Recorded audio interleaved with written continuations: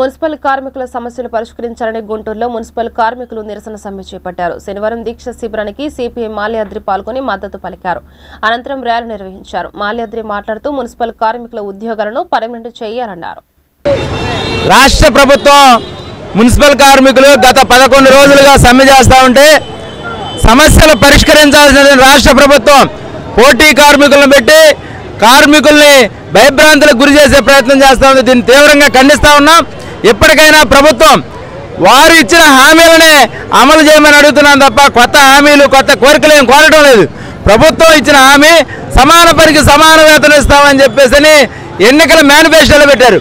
జగన్మోహన్ రెడ్డి గారు ముఖ్యమంత్రి గారు మాట్లాడుతూ పలుసార్లు ఎన్నికల మేనిఫెస్టో అనేది ఆ రాజకీయ పార్టీలకి పవిత్ర గ్రంథం లాంటిదని చెప్పేసి చెప్తున్నారు.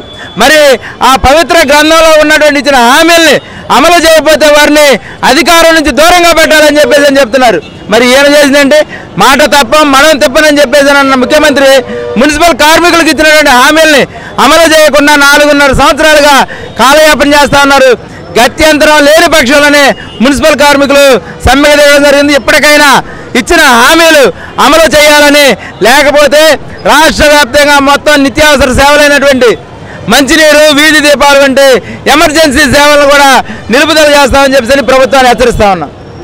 వ్యాప్తంగా మున్సిపల్ కార్మికుల సమ్మె విజయవంతంగా జరుగుతూ ఉంది.